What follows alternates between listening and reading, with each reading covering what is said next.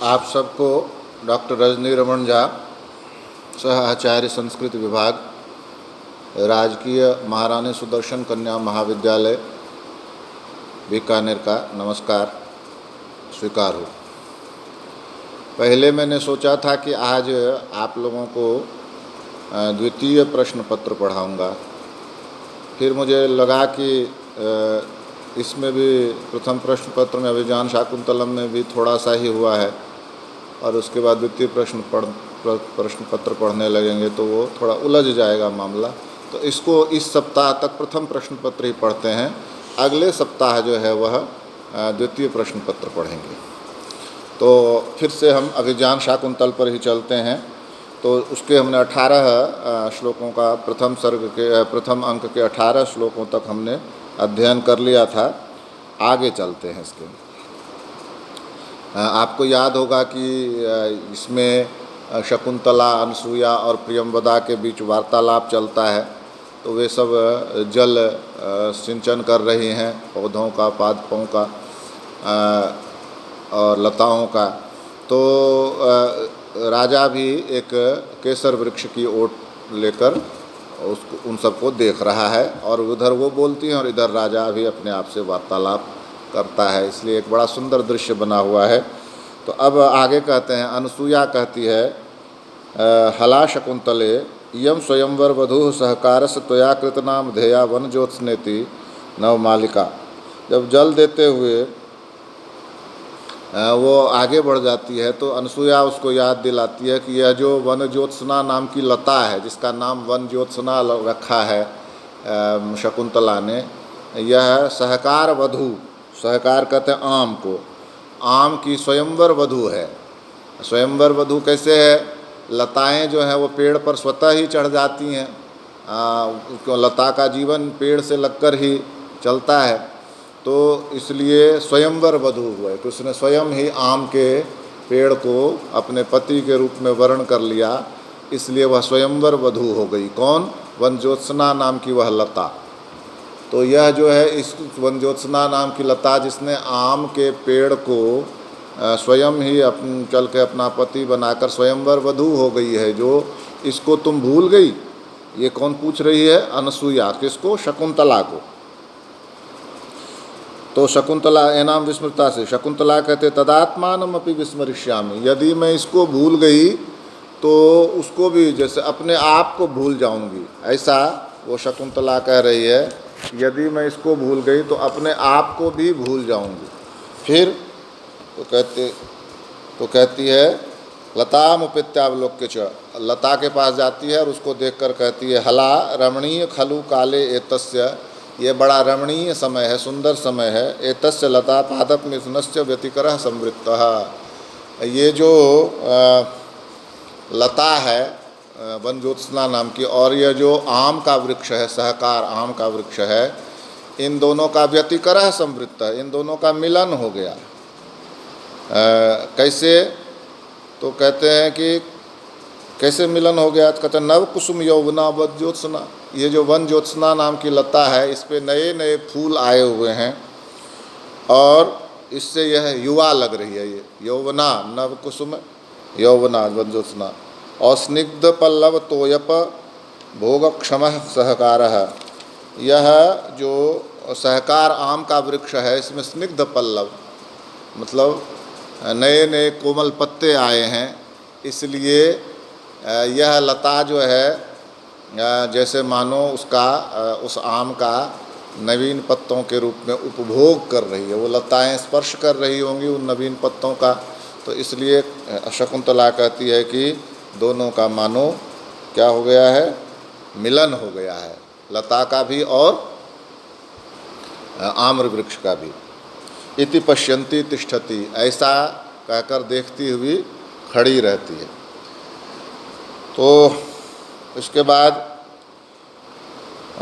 अनसुया कहती है, प्रियंवदा कहते, अनसूये जानासि किम शकुंतला वन ज्योत्सना मति मात्रम पश्यति थी।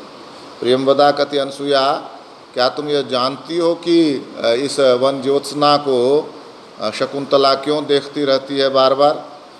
तो अनसुया कहते, न खलु विभावयामि, कथय, मुझे तो समझ नहीं आ रहा है, तुम ही बताओ।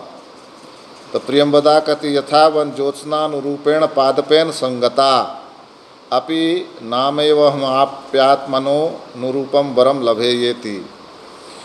तो कहते जिस तरह से वन ज्योत्सना ने अपने अनुरूप पादप को, पेड़ को पा लिया, उस आम वृक्ष को पा लिया, तो उसी तरह अपि नामेव महम अप्यात्मनोनुरूपम वरम लभे ये थी कि मैं भी अपने अनुरूप वर को पाऊं, पति को पाऊं, ऐसा यह शकुंतला इस वन ज्योत्सना को देखकर सोचती है। तब शकुंतला ये छेड़ती है उसको, प्रियंवदा किसको, शकुंतला को। तो शकुंतला कहते एष नूनम तवात्मगतो मनोरथः, यह तो ऐसा लग रहा है कि ये तुम्हारी इच्छा है, मेरी इच्छा नहीं है। तो इति कलशम आवर्जयति, यह कहकर घड़े का पानी नीचे डालती है उसमें, पादप में।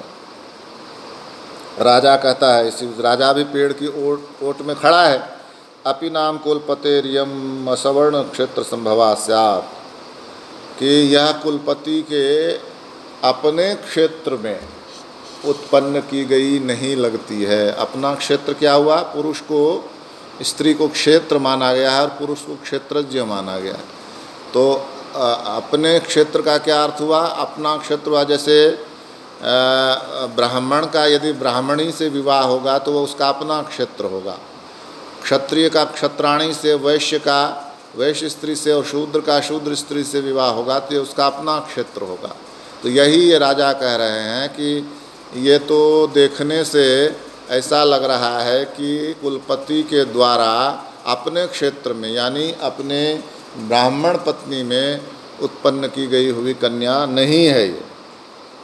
अथवा कृतम संदेहेन, संदेह करने से, संदेह करना व्यर्थ है, कृतम संदेहेन। क्यों? तो कहते हैं असंशयम क्षत्र परिग्रह क्षमा यदार्यमवश्याम अभिलाषी में मनः सताम ही संदेह पदेषु वस्तुषु प्रमाणमंतः करण प्रवृत्तयः। यह जो है कन्या है, इसके प्रति मेरा जो आर्य मन है, जो हर तरह से सही मन है, अच्छा मन है, वह इसके प्रति अभिलाषा उत्पन्न हो गई है, उसके मन में अभिलाषी हो गया, इसको चाहने लगा है। तो निश्चय ही यह असंशयम, निश्चय ही यह क्षत्र परिग्रह क्षमा, क्षत्रियों के द्वारा विवाह करने योग्य है, क्योंकि इसको देखने के बाद मेरे हृदय में इसके प्रति अभिलाषा उत्पन्न हो गई। और मेरा जो मन है, राजा तो क्षत्रिय है ना, तो मेरा जो मन है वह आर्य है, बहुत सही है, गलत नहीं है। यदि यह क्षत्रिय कन्या नहीं होती तो मेरा मन इसके प्रति अभिलाषी नहीं होता। यानी उस समय क्षत्रिय क्षत्रियों से ही विवाह करें, क्षत्राणी से विवाह करें, इसी पर बल था। और इसीलिए मेरा मन जो है वह इस कन्या के प्रति यदि अभिलाषी हुआ है तो इसका मतलब यह है क्षत्रिय ही इससे विवाह कर सकता है। इसका मतलब यह हुआ कि यह स्वयं क्षत्रिय कन्या है। आगे कहते हैं सताम ही संदेह पदेषु वस्तुषु, सज्जन जो हैं जिस वस्तु में संदेह उत्पन्न हो जाए तो कहते हैं प्रमाणम अंतःकरण करण प्रवृत्तयः, उनका जो अंतःकरण है, उसकी जो मनोवृत्तियां हैं वही प्रमाण होती हैं। अंतःकरण प्रवृत्ति, जो अंतःकरण जैसा करने के लिए कहता है वही उसका प्रमाण होता है। बहुत बड़ी बात कही है कालिदास ने कि यदि किसी वस्तु के विषय में संदेह उत्पन्न हो जाए तो और उसका कोई प्रमाण नहीं मिल रहा हो तो उसमें आपने यह देखना है कि आपका अंतःकरण क्या कहता है, आपका मन क्या कहता है। और यदि आपका मन कहता है कि हाँ यह सही है तो वही आपका प्रमाण है। आपका अंतःकरण तुरंत बता देगा कि यह गलत है तो वही उसका प्रमाण है। तो सताम ही संदेह पदेषु वस्तुषु प्रमाणम अंतःकरण प्रवृत्तयः, संदेह की वस्तु होने पर सज्जनों के लिए उनके अंतःकरण की जो प्रवृत्ति होती है वही उसका प्रमाण होती है। ऐसा कह के राजा चुप हो जाता है। इसी बीच क्या होता है कि एक भ्रमर आ जाता है, भौरा। तथापि ये नाम उपलब्ध से, और कहते शकुंतला, इसी बीच वो क्या होता है, एक भ्रमर आता है, शकुंतला स संभ्रमम अम्मो सलिल सेक संभ्रमोद्गतो नव मालिकाम उज्जित्वा वदनम में मधुकरो भी वर्तते। कि सलिल सेक संभ्रम, जब मैं घड़े का पानी डाल रही थी तो यह उसके सिंचन से जो घबराहट हुई इस भौरे को, तो यह ऊपर उठा है और नव मालिका के कुसुम को छोड़कर मेरे चेहरे की तरफ मधुकरो यह भौरा चला आ रहा है। इति भ्रमर बाधाम रूपयति, इस तरह से हटाने की कोशिश करके यह बताना चाह रही है कि भ्रमर बाधा, ये भौरा मेरी तरफ चला आ रहा है। राजा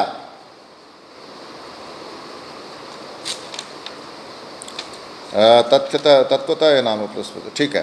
तो आगे राजा कहता है सस्पृहम विलोक्य, राजा उसको बड़ी इच्छा से देखता है और सोचता है चला पांगाम दृष्टिम स्पृशसी वेक्षो वे पथुमतिम रहस्याखीव स्वनसी मृतु कर्णांतिकचर करो व्याधुन्वत्या पिबसिरति सर्वस्वमधरम वही तत्वान्वेषान मधुकर हतास्त्वम खलु कृति। राजा उसको बड़े चाव से देखता, बड़े प्यार से देखता है उस मधुकर को, भौरे को, और सोचता है कि हे भ्रमर, तुम जो चंचल चलापांगाम दृष्टिम, जिसके नेत्र जो हैं चंचल हैं और नेत्रों के चंचल से दृष्टि जो है घूमने लगती है इधर उधर, तो चलापांगाम दृष्टि में स्पर्श से उसको तुम बहुत बार बार छू रहे हो। बहुशो वे पथुमतिम, ये बहुत अधिक काँप रही है। रहस्याख्यायी स्वनसी मृदु कर्णांतिक चरा, और कान के पास जाकर जैसे कोई गोपनीय व्यक्ति कान में कोई बात कहता है वैसे ही तुम कह रहे हो। करो व्याधुन्वत्यापि वसिरति सर्वस्वम अधरम, और वो अपने हाथ को हिला रही है, इधर उधर हिला रही है, लेकिन तुम उसके रति सर्वस्व, जो प्रेम का सर्वस्व है अधर, उसका पान कर रहे हो। वयम तत्वान्वेषान मधुकर हताश, हम तो तत्व का पता लगाने में ही रह गए, यह कौन है, किसकी बेटी है, क्षत्रिय है या नहीं है, यह पता लगाने में रह गए। और तुम खलु कृति, और तुम तो सफल मनोरथ कृति हो गए, सफल मनोरथ वाले हो गए। यानी राजा तो यह सोच रहा है ये क्षत्रिय कन्या है या नहीं है, ऐसा सोचकर फिर ही इसके प्रति अपना प्रेम प्रकट करूंगा या विवाह करूंगा, लेकिन तुम इतना कुछ नहीं सोच रहे हो और इस कारण से तुम उसके अधरों का पान कर रहे हो, इसलिए तुम कृति हो गए, सफल मनोरथ वाले हो गए। हम तो तत्व के खोज में बिना बात के वंचित रह गए, मारे गए। शकुंतला नैस दृष्टो विरमति, ये जो बड़ा ढीठ है ये तो रुक ही नहीं रहा, अन्यतो गमिष्यामि, कहीं और चली जाती हूँ। पदांतरे स्थित्वा सदृष्टि क्षेपम कथम इतोप्यागच्छति, जब कुछ दूर जाती है तो वो फिर अपनी दृष्टि को घुमाकर देखती है, कथम इतोप्या आगच्छति, यहाँ भी चला आ रहा। हला परित्रायथाम माम अनेन दुर्विते विनीतेन मधुकरेणाभिभूय मानाम, हे सखी मुझे इस दुष्ट भौरे से मेरी रक्षा करो, मैं इससे बड़ी पीड़ित हो रही हूँ। उभे सस्मितम, दोनों मुस्कुराकर कहती हैं, के आवाम परित्रातुम, मैं हम कौन होती हैं तुमको तुम्हारी रक्षा करने वाली। दुष्यंतम आक्रंद, दुष्यंत को पुकारो। राज रक्षितव्यानि तपोवनानि नाम, ये जो तपोवन है ये राजा के द्वारा रक्षित होना चाहिए, ऐसा कहा गया है। राजा कहता अवसरोयम आत्मानं प्रकाशयितुम, यह समय है अपने आप को प्रकट करने का। न भेतव्यम, ऐसा मतलब नहीं डरिए, इत्यर्धोक्ते स्वगतम, ऐसा कहकर रुक जाता है। राज भावस्तव त्वभिज्ञातो भवे, मेरे राजा होने का भाव, तो मेरे राजा होने का भाव जो है, यानी मैं राजा हूँ, ये इनको ज्ञात हो जाएगा, पता चल जाएगा। एवं तावद विधास्ये, तो फिर इस प्रकार से कहता हूँ। राजा होने से क्या होगा, वो डर के मारे चली जाएंगी यहाँ से, ऐसा उसको ये होता है, शंका होती है। तो फिर ये जो अवसर है, ये अवसर जो है, इसका लाभ मैं नहीं उठा सकूँगा, ऐसा वो सोचता है। राजा सत्वरम उपसृत्य कह पौर्वे वसुमती शासती शासितरी दुर्विनीतानाम अयम आचरत्य विनयम मुग्धासु तपस्वी कन्यासु।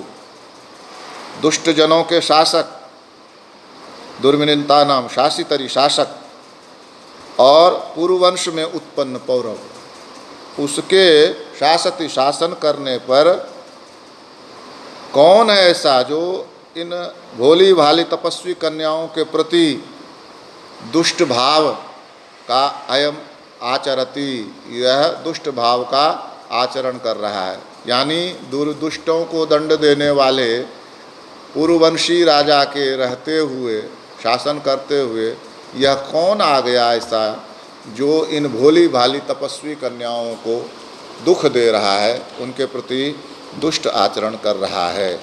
तो आज इतना ही, शेष हम आगे देखें। धन्यवाद।